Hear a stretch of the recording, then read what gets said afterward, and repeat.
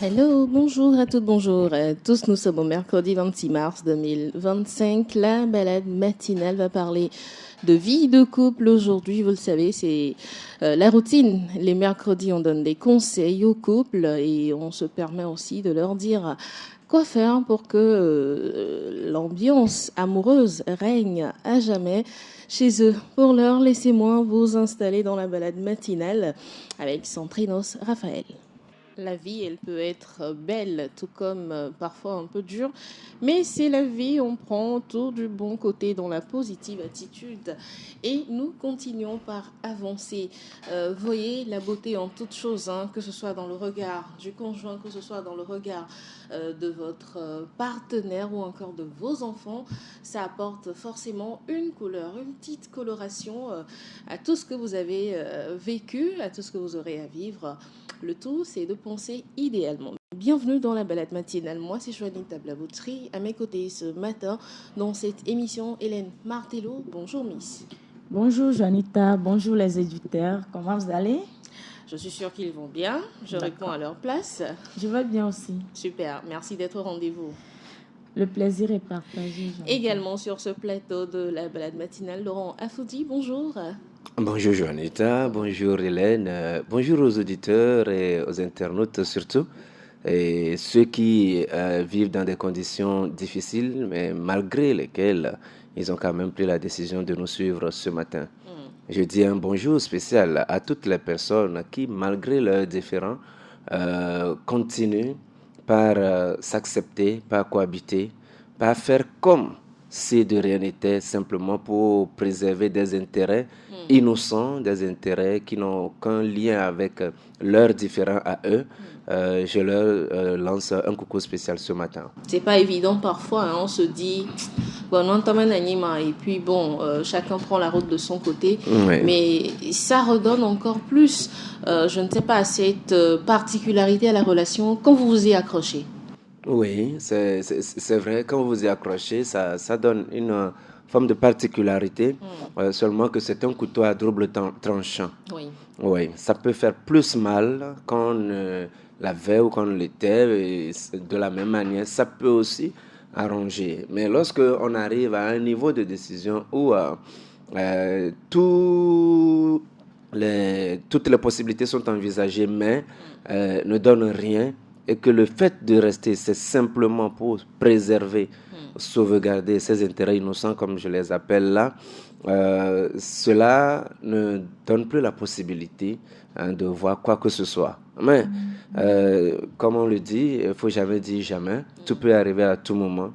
Mais il ne faut jamais laisser sa vie au hasard. Il faut planifier jusqu'à la dernière seconde. Jusqu'à la dernière seconde, en tout cas ceux-là qui traversent vents et marées en ce moment, peut-être dans leur relation de couple, dites-vous que c'est juste passager, hein. Comme on le dit, après la pluie vient le beau temps, même après le beau temps, il y a encore un meilleur temps qui vient. Ce matin, dans la balade matinale, nous allons parler de vie de couple et on va se poser une question. À partir de quel moment peut-on officialiser sa relation? C'est la question de ce jour. Vos réponses en commentaire pour ceux qui nous suivent dans le live Facebook. Vos réponses en commentaire nous feront plaisir. On se fera plaisir de commenter aussi ici. Pourquoi pas? Alors, la question d'abord à Hélène Martello. À quel moment, à partir de quel moment est-ce qu'on peut se dire voilà, c'est bon, hein, on a assez fait entre nous, on va officialiser les choses, les parents, les amis, la famille et tout le reste.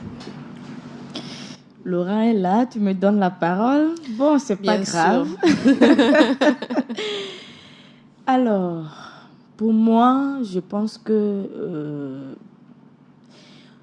déjà, quand on avance peu à peu et que on est dans la même vision, c'est-à-dire ce que je veux, lui aussi il veut la même chose. Pourquoi attendre? Allons vers les parents, dites-leur qu'on entame déjà quelque chose, un projet, et si ils ont des conseils à vous donner, ils le feront. Et il y a des familles, par exemple, qui disent « Moi, mon enfant ne peut pas aller de ce côté, mon enfant ne va pas si. » Donc, je pense que quand vous laissez cette relation durer prend beaucoup de temps avant d'approcher les parents, avant de vouloir officialiser. Ça peut ne pas plaire aux parents et ça va encore bousculer, ça va mettre des bâtons dans vos roues. Donc, je pense que si vous associez les parents immédiatement, tant que vous deux, vous êtes dans le même longueur d'onde et que vous pensez même chose, vous avez même vision, c'est mieux d'aller directement vers les parents, officialiser. Et s'ils sont d'accord, allez-y, pas tout de suite faire le pas, mais il faut impliquer les parents dès le départ de votre projet. Et s'il y a des conseils à donner, ils vous donneront ces conseils-là. Alors, Laurent, avant de répondre peut-être à la question de à quel moment est-ce qu'il faut l'officialiser, est-ce qu'on doit commencer par de l'amitié, genre une relation fraternelle entre nous, avant de penser à l'officialisation de la relation amoureuse? Parler de la relation fraternelle ou amicale ou amicale pourrait amener à perdre de vue ce qu'on on pensait initialement. Ça peut dénaturer la relation. D'accord. En fait, ce que je recommande le plus souvent, c'est de rester dans la logique de la relation qu'on veut, mais de développer une forme d'amitié. D'accord. Et non avoir une relation fraternelle ou amicale avant de la basculer vers... Non, généralement, ça ne marche pas. Parce qu'il y a ce que nous appelons, comme tu l'as dit, relation fraternelle. Ça, c'est généralement en termes de famille. Relation amicale, ça, c'est pour des connaissances qui se retrouvent et qui ont d'affinité. Il y a ce qu'on appelle aussi des relations en friend zone. Ben oui, on est ensemble. Bon, on n'est pas en amour. On est en amitié, mais il y a l'un qui voudrait bien dépasser le niveau amitié, mais l'autre est en train de le bloquer dans la zone d'amis, ainsi de suite. Ça crée des frustrations. Ça peut engendrer plein de problèmes. Si, dès le départ, on se met d'accord que c'est l'amour qui nous réunit, mais il faut un temps de fréquentation. Généralement, des gens confondent ce temps de fréquentation avec ce qu'ils appellent les fiançailles ou le copinage de certaines manières. Dans les communautés religieuses, on appelle cette période-là des périodes d'amitié. D'accord. Des périodes d'amitié. D'accord. Développer une forme d'amitié. Mais ils n'y vont pas, ou bien ces communautés, elles ne vont pas au fond pour expliquer comment cela doit marcher. Quelles sont les limites à ne pas franchir? Comment s'y prendre? Donc, il vaut mieux, dès le départ, être clair sur ce qu'on veut. Avant de décider d'emprunter un tel sentier, un tel chemin, qui va permettre à ce que nous désirons puisse être bien vécu, bien développé. Sinon, si on le prend, bon, faisons l'amitié d'abord, faisons la fraternité d'abord, vous allez y rester. Et devant vous, quelqu'un d'autre viendra prendre la femme. Donc, ça veut dire que pendant ce temps d'amitié, on en profite pour faire quoi exactement? C'est-à-dire, quelles sont les bases ou encore, quelles sont les étapes que nous franchissons pendant ce laps de temps que nous sommes en amitié? Bien, nous sommes en amitié, cette expression te revient encore. Nous ne sommes pas en amitié, nous sommes en fréquentation. D'accord. C'est différent. Oui, nous sommes en fréquentation. Pendant cette période de fréquentation, que fait-on? On essaye de se connaître, de se découvrir. D'abord, seul, j'étais dans un état. Maintenant, avec toi, je vais mieux me découvrir. D'accord. Comment réagirai-je face à telle attitude ou tel comportement que tu as? Comment est-ce que je me comporte lorsque tu me frustres? Lorsque c'est toi particulièrement qui me frustre, est-ce que je le prends vraiment mal? Ça dure, contrairement à la frustration qui viendrait d'un autre individu, ou bien c'est de la même manière que je gère? Si c'est de la même manière, là, il n'y a pas de particularité. Et normalement, ça ne doit pas être de la même manière. La manière dont je gère les autres doit être différente de la manière dont je te gère. Bien sûr. Ça Donc, dépend de la personne que vous ça avez dépend en de la face personne que l'on a en face. Est-ce que comme je l'avais cru, tu réponds réellement à mes critères. Chacun de son côté joue à ce jeu-là, se pose ces questions-là. On avance. Est-ce que la destination vers laquelle je me dirige est la même que la tienne? C'est pendant ces fréquentations-là qu'on vérifie les critères, on vérifie la compatibilité, on arrive à développer cette forme d'amitié, c'est-à-dire créer une certaine intimité. Genre, ce n'est pas du je t'aime seulement. Non. Pendant la période de fréquentation, on échange des mots de tendresse, des mots d'amour et tout ça. Oui. Mais nous savons bien que pendant ce moment, nous cherchons à creuser, chacun dans la tombe de l'autre. Excuse-moi, voilà, justement, est-ce que les parents doivent être impliqués dans cette façon de creuser la tombe, c'est-à-dire aller voir en fait ce qui se cache dans l'autre famille, dans l'autre également, dans la famille de l'autre, parce que c'est ce qui se fait sous d'autres cieux. Je prends certaines familles chez nous ici au sud, vous décidez de rentrer dans leur famille, que vous soyez homme ou femme, on fait des petites enquêtes sur vous pour savoir d'où vous venez, qu'est-ce que vous avez comme prérequis, etc., avant de rentrer dans la relation. Je vais répondre par l'impératif. C'est obligatoire pour tout parent de faire cette démarche-là. Parce que ce n'est pas votre enfant seul qui entre dans cette famille. C'est toute votre famille. Voilà. Et c'est vous en réalité qui mariez vos enfants. Exactement. Donc, si vous ne le faites pas, vous avez négligé ou banalisé le destin de votre enfant. Et même de toute votre famille. Parce que vous acceptez aussi l'autre famille dans la vôtre. Et si vous n'enquêtez pas, vous ne fouillez pas pour savoir qui sont ces gens, c'est un peu comme si vous exposez votre famille. Et là, c'est dangereux, c'est mortel. Donc, c'est le devoir de tout parent de creuser, de savoir, même des choses que votre enfant ne peut pas savoir, vous les parents, vous devez les savoir. En réalité, ce que nous craignons, peut-être les deux qui sont dans la relation craignent, c'est que quand le parent ira peut-être savoir que dans cette famille, quand ils se marient, après ils ont encore une deuxième épouse, je dis rien, ou encore quand ils épousent les femmes de telle famille, il faut forcément qu'après ils ajoutent des choses, plein de choses qu'on va découvrir derrière, et le parent dit: ah non, je ne veux pas que ma fille mette les pieds dans ce truc-là. Ou encore, je ne veux pas que mon garçon se mêle à ce genre de choses. Et la famille dit non. Donc, pour ça, les jeunes aujourd'hui disent: on va le faire entre nous. Après, les parents découvriront et diront ce qu'ils ont. Ils seront mis devant les faits. Ils ne pourront plus rien dire. Exactement. En fait, c'est se suicider. Justement. C'est un suicide qui ne dit pas son nom. Et c'est de l'ignorance, pure et simple. L'ignorance de l'importance, des effets, des implications de ce que l'on veut faire.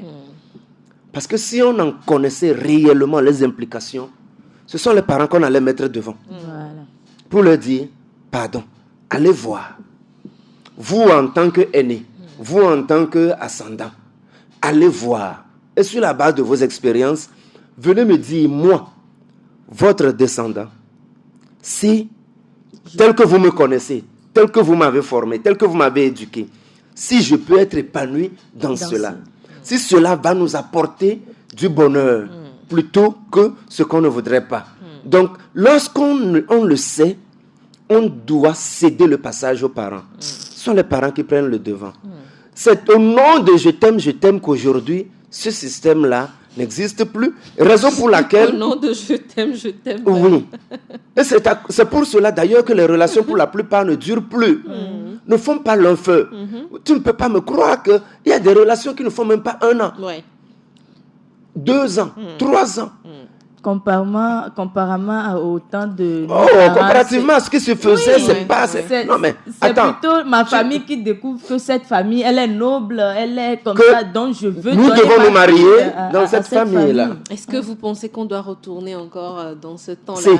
Laisser les parents peut-être aller choisir la femme ou encore le mari de leur enfant. Je n'oserais pas me prononcer là-dessus. Mais pourquoi pas? Vas-y, c'est justement ce serait bien, ce serait bien. Mais les parents vont me présenter un gars. Moi, c'est pas mon genre, c'est pas mon goût. Vous savez, je discutais justement avec une dame. C'est parce que tu as un genre. Voilà, c'est parce que tu as un genre. C'est à ça que je voulais venir. Je discutais avec une dame qui m'a dit le fait qu'elle ait eu plusieurs relations sans lendemain, ça ne marchait pas. Elle pense si c'est le monsieur qui finit par prendre un autre chemin sans même lui dire, ou encore c'est l'autre qui veut être dans plusieurs relations à la fois afin de choisir à la fin. Elle est fatiguée de tout ça. Et sa tante lui propose un homme. Quand je dis un homme, c'est un homme, hein, c'est pas un garçon, qui déjà est accompli et qui veut juste une dame à ses côtés pour évoluer. Vous savez ce qu'elle a dit? Il me disait, mais maintenant, je vais commencer à le découvrir. Pardon. C'est quand même une connaissance. Les personnes que tu as connues. Et elle a finalement n'ont rien donné. Bon, je préfère encore rester dans mon célibat comme ça, plutôt que d'aller me coltiner quelqu'un que je n'apprécie pas forcément. Que tu ne connais même pas. C'est la peur, hein, c'est la peur. Non. Est-ce que c'est la peur? C'est pas la peur. C'est la peur d'aller peur. à la rencontre d'un individu que tu ne connais pas. Mais attends, la première fois qu'on te rencontre, on te drague. Oui. Vous connaissiez avant? Est-ce que vous connaissiez avant? Moi, personnellement, avant de te dire oui, ça voudra dire que je te connais et je sais une ou deux choses te concernant et qui est déjà le feeling là. Le feeling? Oui, avant de te dire oui. Mais est-ce que cette personne à qui tu as dit oui, est-ce que demain, elle ne te montrera pas une autre facette d'elle aussi? C'est ce qu'ils font. Bah voilà. Bah, non, c'est ce qui se fait. Il n'y a pas de hills. C'est général. Voilà. Homme comme femme. Et malheureusement, non, il faut qu'on se dise les gars comme le disent les Ivoiriens. Ce n'est pas une question d'homme. C'est l'homme avec grand H qui est comme ça. L'homme avec grand H. Et vous savez pourquoi? L'éducation n'est plus au beau fixe. Les valeurs morales ne sont plus au rendez-vous. Raison pour laquelle des gens craignent pour cette option-là. De laisser les parents aller faire. Avant, on éduquait les enfants de telle manière que les enfants ne puissent jamais mentir à leurs parents. Aujourd'hui, les enfants se servent de leurs parents. Ça, c'est pas faux. L'éducation n'est plus au beau fixe. Le parent va croire que sur la base de ce qu'il voit. Raison pour laquelle la spiritualité est une très bonne chose. Parce que même si tu racontes des balivernes, spirituellement, tu ne peux pas te cacher. C'est clair. Spirituellement, tu ne peux pas te cacher. On te découvrira, on te verra, on te suivra la trace. Et je ne le dis pas pour parler de la spiritualité du côté traditionnel, non. Même la spiritualité musulmane, chrétienne, comme on le dit, en général, dans toutes les formes de religion, il y a cette forme de spiritualité qui permet d'avoir la réponse fixe à une question donnée. Il y a des révélations qui se font. Moi, j'en ai déjà reçu sur des personnes qui montraient carrément autre chose. Et une fois, j'ai approché un gars, un frère, et je lui ai dit, mon cher, je t'ai vu hier, ici, en train de faire ceci. En tout cas, si tu n'arrêtes pas, toi-même tu comprendras. Qu'est-ce qu'il m'a répondu? Comment ai-je pu savoir ce que lui pense faire? En réalité, il n'a pas encore fait. Il n'a pas encore fait. Oui. C'est parce que cela allait lui apporter du malheur que j'ai été prévenu. Et je lui ai dit. C'est un proche à vous, c'est ça? C'est une connaissance dans la communauté religieuse que je fréquente. D'accord. Et il m'a dit, mais comment tu as pu faire? Je dis, mon frère, on adore un Dieu. Ne croyez pas que c'est un charlatan seulement qu'on peut savoir. Voilà. On adore un Dieu. Est-ce que nous appelons des révélations, c'est ça? Tu y penses. Voilà que Dieu a déjà dit, ça va t'apporter du malheur. Je ne t'ai pas vu, je ne t'ai pas entendu. Je ne savais même pas. Toi et moi, on ne cause pas. J'ai juste eu ça et je viens te dire, voici. Il a compris net que ça n'allait rien donner. Pareil pour un autre frère qui est tailleur, que j'avais vu en songe un jour en train de... Il a adopté un comportement, il fumait et à un moment donné, il s'est mis à se bagarrer avec des camarades. Je me suis approché, je t'ai vu dans tel état. Je dis, oh, quelle affaire là, quand est-ce que ça va s'arrêter? Il dit, quelle affaire?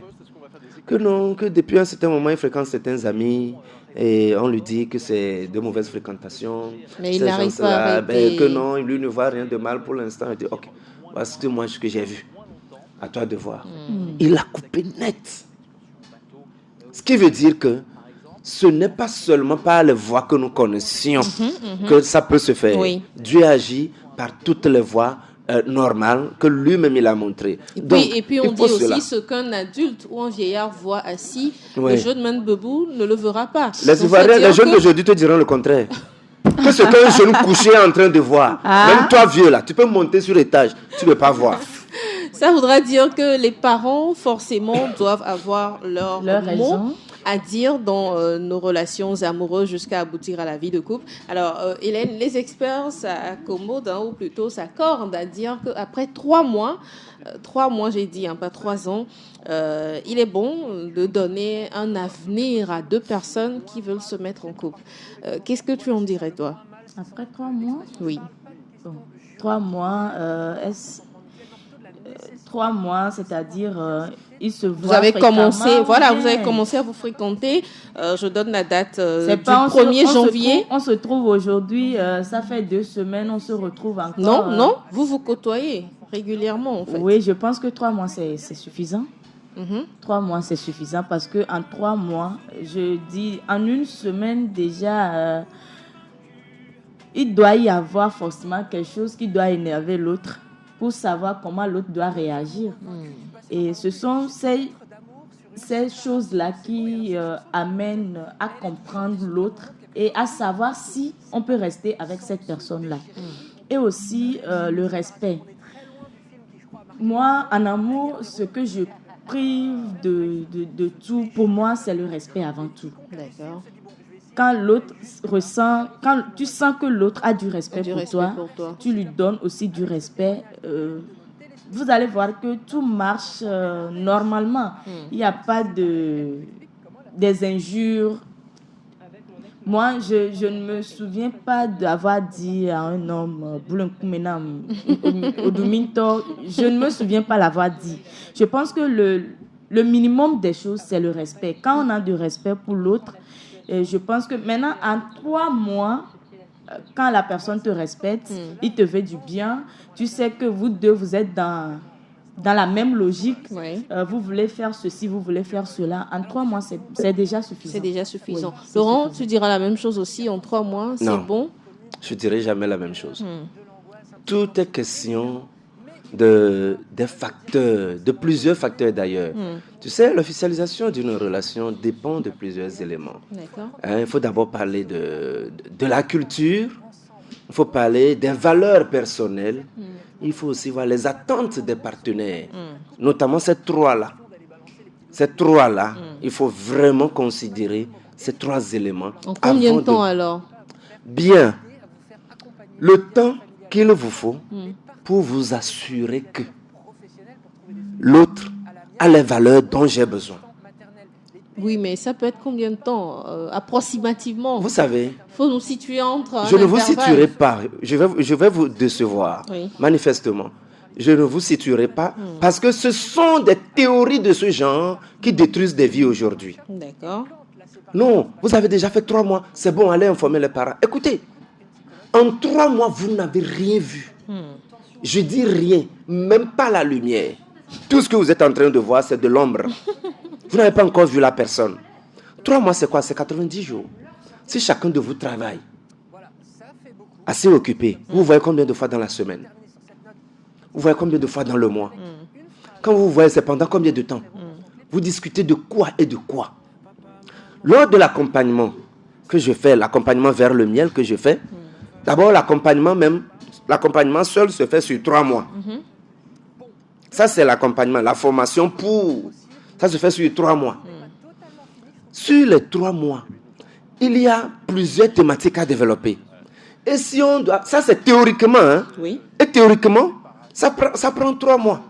Si on doit les mettre en application, donc quand on prend un module à mettre en application, normalement, ça doit prendre plus d'1 mois.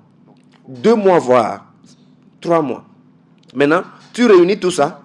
En 3 mois, tu condenses. En fait, tu fais quoi? Tu fais du résumé de ta relation. Et pourtant, il y a eu des relations comme ça qui ont fonctionné. Hein. Naturellement. Et c'est bien possible. Je ne suis pas dans l'absolu. J'ai dit qu'il faut tenir compte de la culture, des valeurs personnelles et des attentes des partenaires.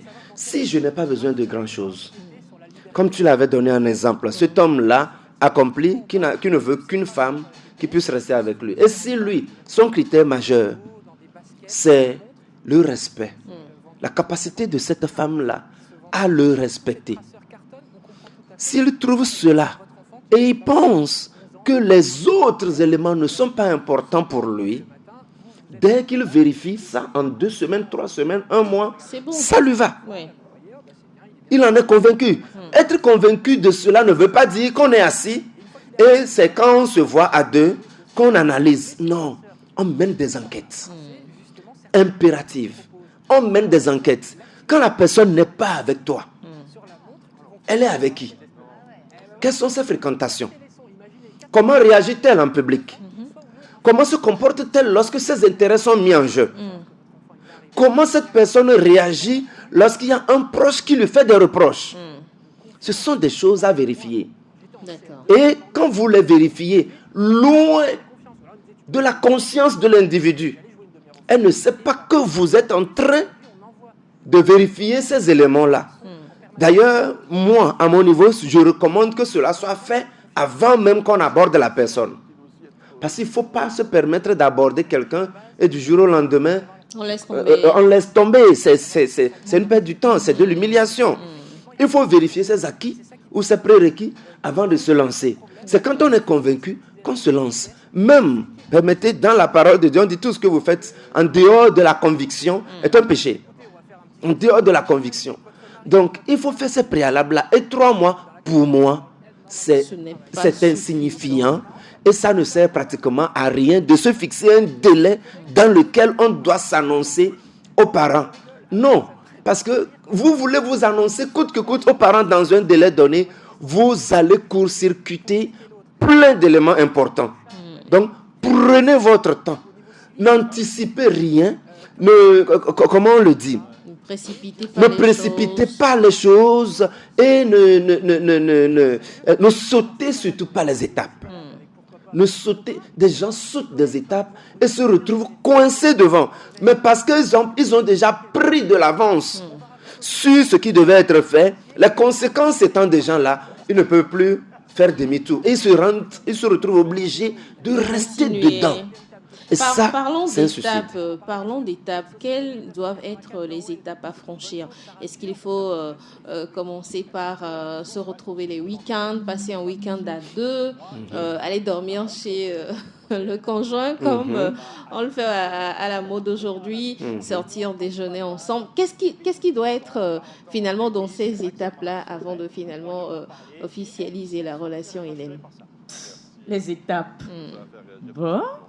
On commence avec le restaurant, on finit au lit. Déjà, on commence avec le lit. Charita, tu sais, l'amour, ça vient naturellement. Hein. Ah. On ne force pas. On ne force pas. Maintenant, les étapes, est-ce qu'il y a des étapes? Moi, je ne pense pas. Hein. Avant de tomber amoureux de quelqu'un ou amoureuse de quelqu'un, ça dépend, ça varie d'être humain à un autre. Oui. Parce qu'il y a certains, par exemple, comme Laurent l'a dit, ils commencent par le lit. Et puis, c'est là-bas qu'ils trouvent leur amour. Mais ça finit par le mariage. Certains commencent par le restaurant, certains le cinéma, certains. Donc, je ne pense pas qu'il y ait une étape, dire de passer par là. Moi, ce que je dis souvent, c'est que dès que vous vous sentez prêt, c'est-à-dire chacun, après avoir évalué l'autre, après avoir partagé des choses ensemble avec cette personne-là, et il voit que cette personne, bon, on dit souvent que genre, tu choisis ton sorcier et vous avancez. Et voilà quoi. Faut pas dire je veux le monsieur impeccable, la femme idéale. Il n'y en a pas. D'accord. Maintenant, c'est toi maintenant qui viens. Tu cherches ton sorcier et tu essaies de le mettre là où tu veux. Et si vous voyez que entre vous, ça colle et vous arrivez à gérer des tensions sans toutefois faire venir une troisième personne, vous arrivez à vous... C'est-à-dire tout ce qu'il y a là. Quand il y a un problème, vous arrivez à résoudre vous-même. Quand il y a des difficultés, vous l'affrontez ensemble. Et quand tu sais que cette personne, elle est avec toi, et c'est-à-dire qu'il te soutient dans ce que tu fais, il est là, pour moi, c'est déjà bon. Et l'étape dont on parle là, je ne sais pas s'il y a des étapes à franchir avant d'aller à l'officialisation. D'accord. Laurent, propose-nous quelques étapes à franchir pour aller à l'officialisation. Bien, d'abord, je dis merci à Hélène parce qu'elle a dit des choses intéressantes, des choses qu'on voit à la mode aujourd'hui, des choses qui sont devenues monnaie courante aujourd'hui et qui finissent par s'effriter en un rien de temps. Ah ben oui, parce que lorsque la base n'est pas bonne, c'est inévitable que le mieux s'écroule. C'est inévitable. C'est ce qu'aujourd'hui, la génération actuelle ne sait pas faire. Poser les bonnes bases. La génération d'aujourd'hui ne connaît même pas ce qu'on appelle les bonnes bases. Des gens se croient capables de construire sans fondation. Aujourd'hui. Et malheureusement, ils s'étonnent que les murs ne tiennent pas.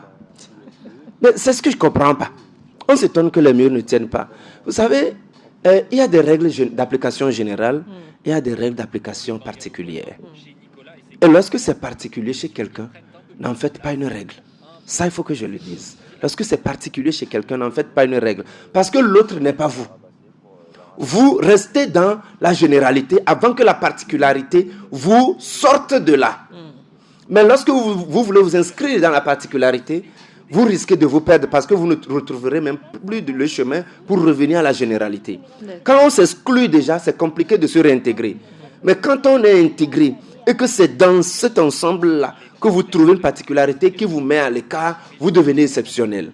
Et vous êtes apprécié. Donc, les étapes ici que les jeunes d'aujourd'hui, jeunes mariés, vieux mariés, des célibataires, des divorcés, des veufs et veuves, qui veulent refaire leur vie ou qui veulent s'ajouter une vie, il faut qu'on comprenne que la première étape, c'est d'apprendre à bien se connaître. Ça dit, tout part de là. Toi-même, tu dois te connaître assez. Et connaître l'autre aussi assez. Pas totalement. On ne finira jamais de connaître l'autre. On ne finira jamais de se connaître. Parce qu'on se découvre chaque jour que Dieu fait. Mais au moins, il faut être sûr de l'essentiel. Quand on te pose la question, si aujourd'hui on dépose 1 milliard devant toi, on te demande de faire ci, que vas-tu faire? Quand tu ne réponds pas, il faut que je voie le milliard d'abord pour savoir quoi faire, c'est que tu ne te connais pas.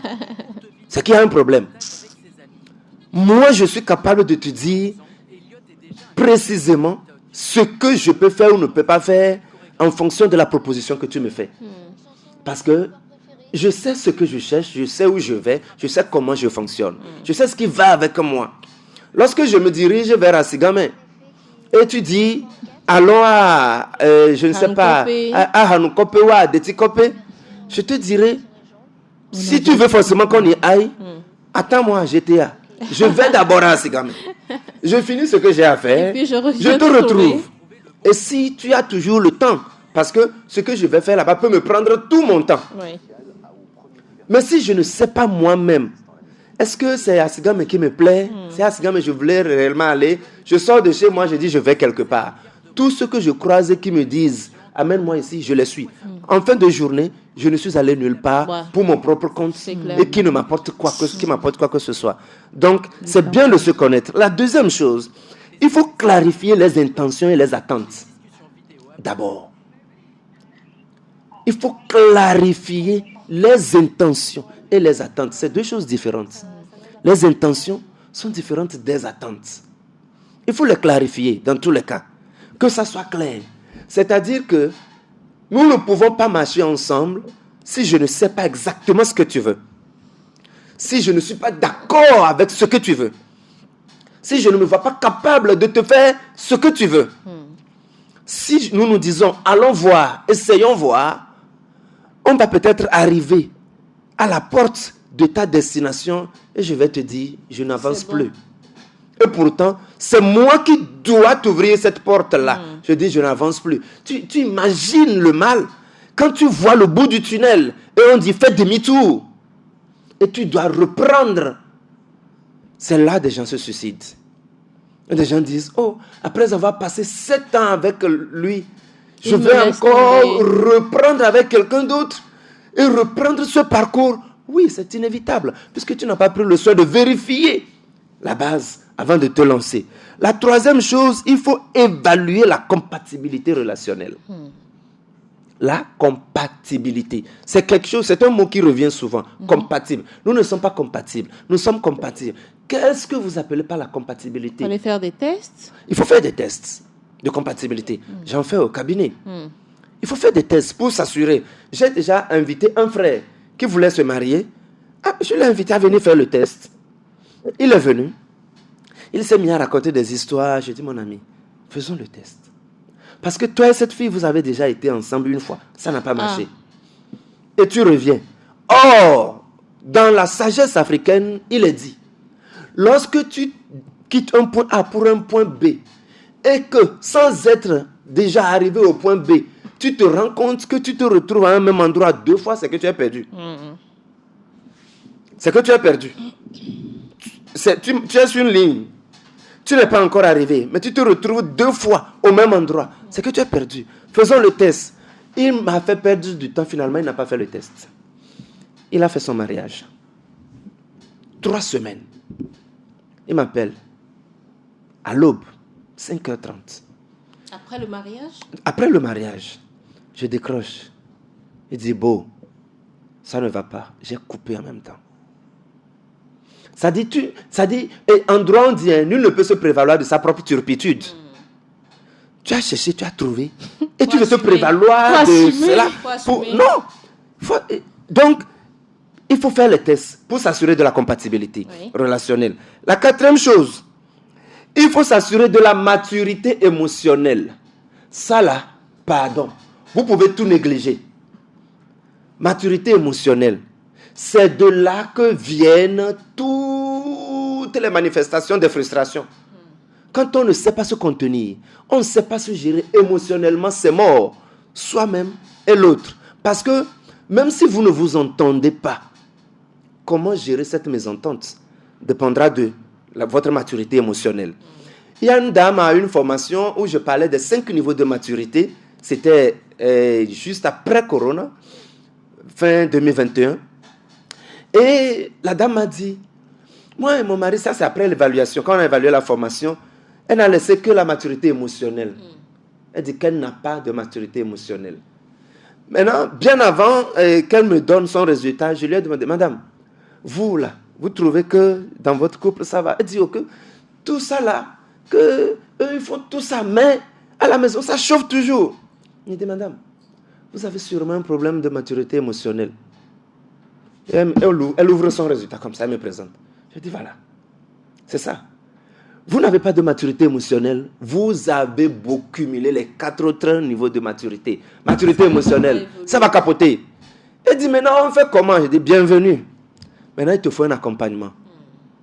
Je ne l'ai jamais revu. C'est en fait ça le mal. Des gens ne se sentent pas bien, vont faire des analyses, on diagnostique le mal, mais ne veulent pas suivre le traitement, mais veulent aller mieux. Mais depuis quand? Ça ne marche pas, ce n'est pas de la magie. Donc, il faut s'assurer de la maturité émotionnelle et il faut faire face à l'épreuve du temps.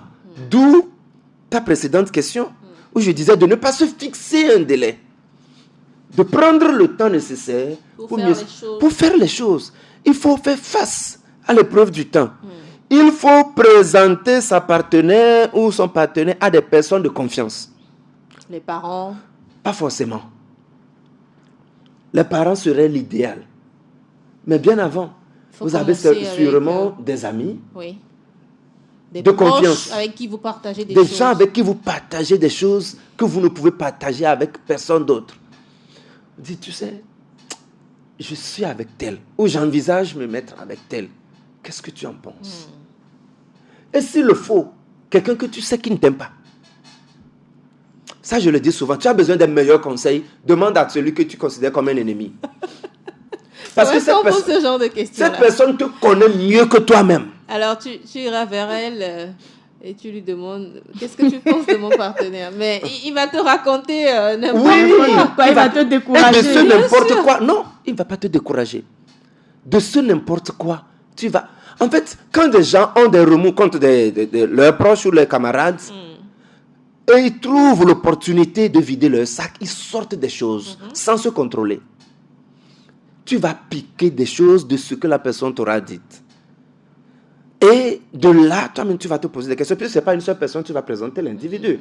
À 2, 3 personnes au moins. Donc, tu vas faire des recoupements.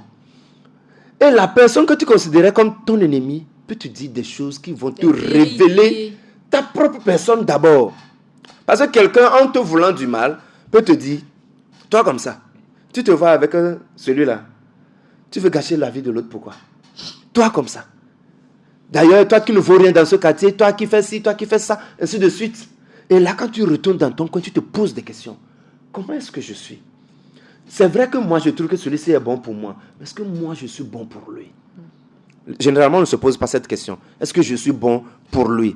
Donc, il faut discuter des projets concrets.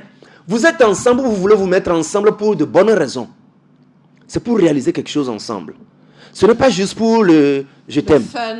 C'est pas juste pour le fun. C'est pas juste pour l'ambiance. Non, c'est parce que vous voulez réaliser un idéal. Vous avez une vision, l'autre a une vision.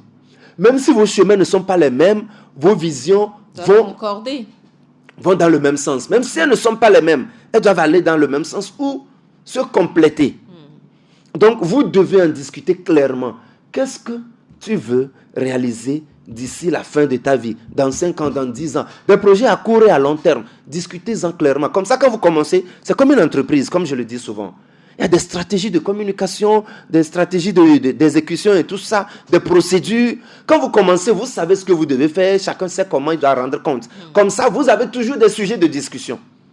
Vous avez toujours des choses à vous dire. Vous avez toujours besoin de la vie de l'autre. Et ainsi de suite. Vous allez vous appeler. Et même entre deux discussions sérieuses, tu sais, tu me manques un peu. On se voit à quelle heure pour prendre un verre ensemble avant qu'on ne retourne dans nos tâches. Et 5 minutes, 10 minutes, c'est déjà une manière de souder la relation avant que chacun ne s'envole. Et pendant que vous êtes dans vos tics et tac, vous pensez à l'autre. Et ça va bien. Maintenant, la dernière chose.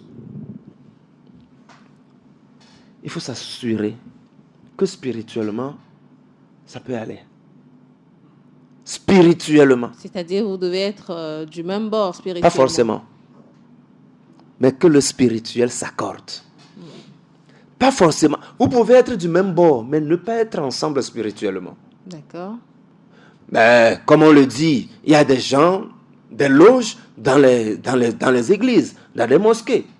N'est-ce pas? Vous êtes ensemble, mais vous n'êtes pas ensemble. On peut cohabiter sans vivre ensemble. Donc, il y a de ces choses-là. Et ça fait partie des 5 niveaux de maturité. La maturité spirituelle. On est mature, mais la compatibilité importe. Alors, Laurent, nous sommes presque à la fin de cette émission. J'aimerais quand même avoir vos avis sur quelque chose. Qu'est-ce qui compte le plus finalement dans une relation? Est-ce la loyauté, la communication ou la passion? C'est vrai, tu avais donné ta réponse, le respect d'abord. Mais quand il y a le respect, il y a la loyauté. D'accord. Il y a la communication et il y a le oui. Sûr que quand tu respectes une personne, tu vas devoir lui dire des vérités. Tu lui dis des choses telles qu'elles sont. C'est vrai ça? Bien sûr. Bon, si tu le dis. Quand tu respectes quelqu'un, tu ne peux jamais lui mentir. Il ne doit avoir pas de cacheterie entre vous. C'est-à-dire, bon, le respect, c'est la base. Donc la loyauté et la communication. Oui, et le respect. Le respect est la base. D'accord. Laurent, loyauté, communication, passion? Je ne vais pas faire de classement. Non, un choix en fait. Un choix. Oui. Ce qui compte le plus. Oui.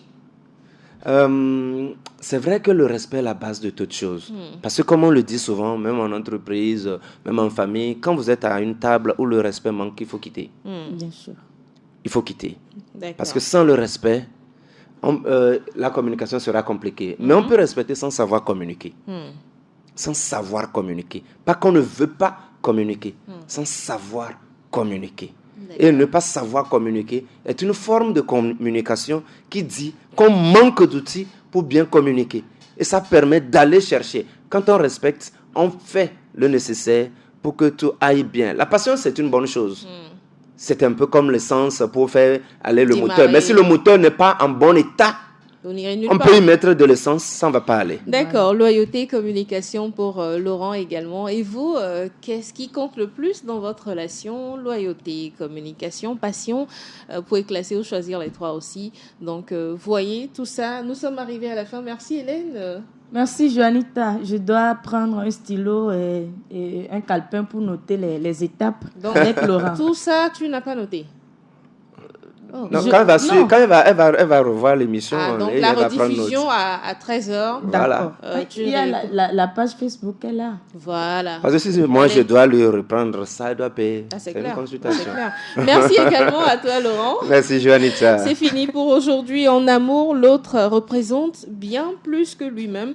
Il est celui qui ouvre les portes et les fenêtres sur le monde rêvé. C'est une pensée de Aïe Hila qui me fait vous dire que celui à qui vous confiez les destinées de votre bonheur, de votre amour, je vais dire, doit être la raison pour laquelle vous êtes heureux. Si vous êtes malheureux avec cette personne, commencez déjà par vous retrouver dans votre prison dorée, c'est-à-dire avec vous-même, pour voir ce qui est nécessaire à votre épanouissement. Je l'ai dit, vous devez choisir forcément ce qui vous va, sinon ça ne vaut pas la peine d'être avec votre conjoint, votre homme, votre femme, appelez-le comme vous le voulez. C'est fini pour aujourd'hui. La balade matinale va vous retrouver vendredi. Même heure, même chaîne. D'ici là, prenez soin de vous. Ciao. Buzz, détente, surprise, joie. Ne ratez plus rien sur la radio pour tous. Où que vous soyez dans le monde, interagissez en direct avec nos animateurs et animatrices sur le plus 228 90 13 89 94. Radio Gina, enfin la radio pour tous.